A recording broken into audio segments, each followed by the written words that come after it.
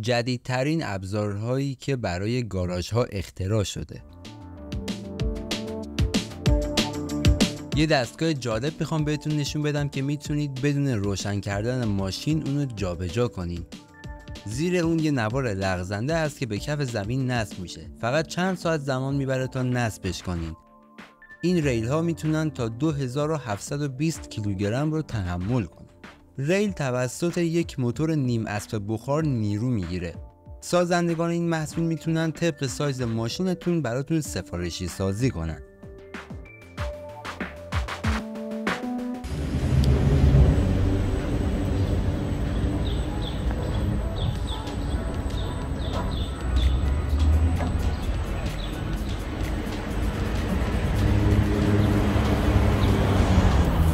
حالا بیایم راجع به کاشی‌هایی صحبت کنیم که میتونن باتن‌های قدیمی و کثیف رو فقط تو چند ساعت پنهان کنن. این نسخه به راحتی با دست وصل میشه. همچنین در برابر اسیدهای بنزین، روغن و حلال‌ها مقاومت میکنه و تا دمای 120 درجه سانتیگراد رو میتونه تحمل کنه. علاوه بر اون مقاومت فشاری اون حدود 215 بار هست. حتی قوی‌تر از بعضی از سازه‌های بتونی. این محصول نه تنها توی گاراژ بلکه مکانهای تجاری هم قابل استفاده هستش.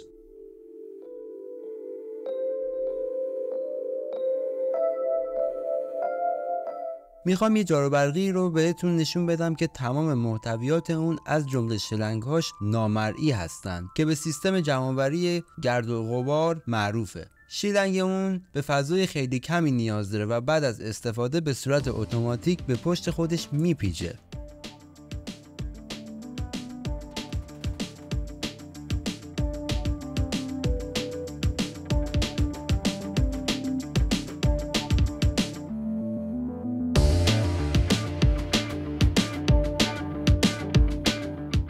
میخوام یه وسیله ای رو بهتون نشون بدم که اسمش خزنده داشبورد هست.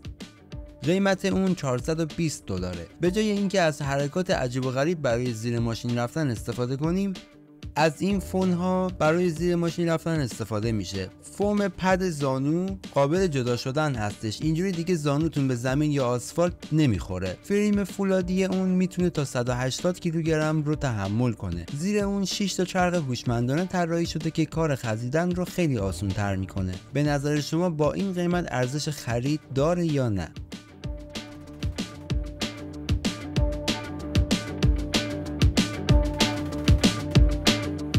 محصول بعدی که میخوام بهتون نشون بدم قیمتش از 50 میلیون تومان بیشتره، اما ویژگی های اون دلایل محکمی برای قیمتشه. این سیستم شستشوی ماشین یکی از بی‌صداترین موتورها رو داره که تقریبا اندازه یک جاروبرقی کم مصرف صدا داره.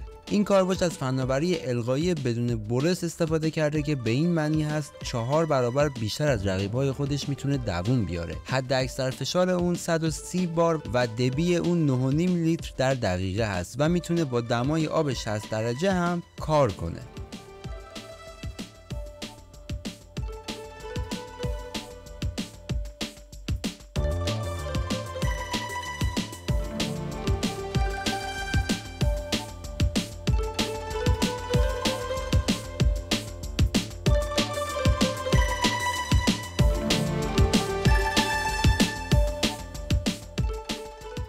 حالا بیایم سراغ یک محصول جدید. یه ابزار کمکی همه منظوره برای تعمیرگاه هاست.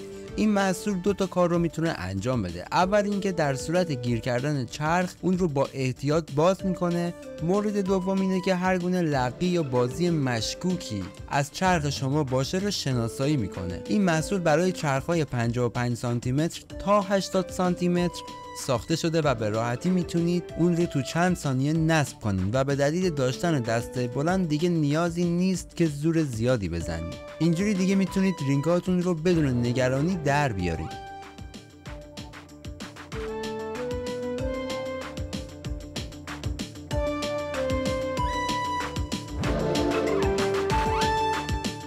محصول بعدی برای تشخیص سریع فرو رفتگی ها طراحی شده. این سیستم نورپردازی به شما کمک میکنه قسمت‌هایی از ماشین که فرو رفتگی داره رو نشون بده. با این دستگاه میتونید دمای رنگ نورتون رو تنظیم کنید تا هر نوع رنگ ماشین رو تشخیص بدین. با هر بار شارژ 12 ساعت براتون کار میکنه. وزن اون حدود 2 کیلوگرمه. این عصای جادویی فناوری جدیدی در صافکاری هاست.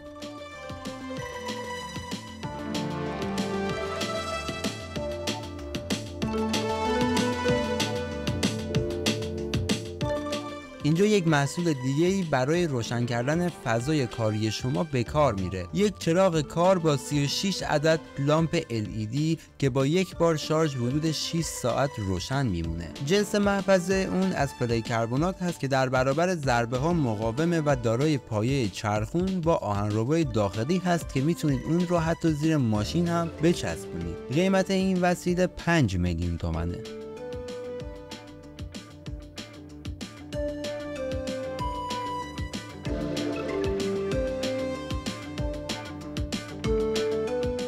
اینجا میخوام یک آسانسوری رو بهتون نشون بدم که میتونه ماشین‌هایی تا وزن 3 تن رو توسط یک جک بلند کنه. این محصول توسط یک نفر قابل مدیریت و به لطف هوشمند بودن اون میتونید روی صفحه مانیتور همه چیز رو کنترل کنید. این سیستم با جک هیدرولیک و جک مکانیکی کار میکنه. میشه ماشین رو تا 2 متر بالا برد و حدود 40 ثانیه طول میکشه که ماشین رو بالا پایین کنید.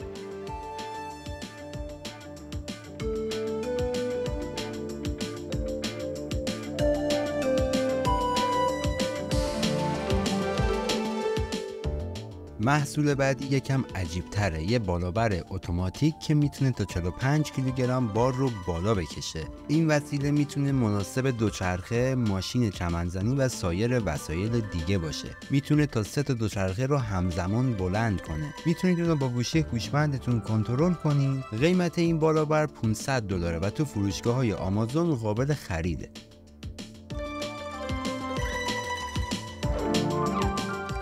افرادی که پشت این آسانسور هستن برای نگهداری و چیدن درست این لاستیک ها اونا رو قفسه بندی میکنن. این آسانسور میتونه لاستیک ها رو تا ارتفاع 5 متر بالا ببره و تا وزن 180 کیلوگرم رو تحمل کنه. وسیله جالب بعدی توی صافکاری بدنه ماشین به کار میره. اسمش دستگاه جوش نقطه‌ای هست. کار این دستگاه به این صورته که فلز رو گرم میکنه و به آرومی جوش رو محکم میکنه و با کشیدن اون به طرف بیرون باعث از بین رفتن فرو رفتگی ها میشه. با امکان جوش دو طرفه برای کارهایی مثل نصب وصله عالیه و اونو به ابزاری همه جانبه تبدیل میکنه.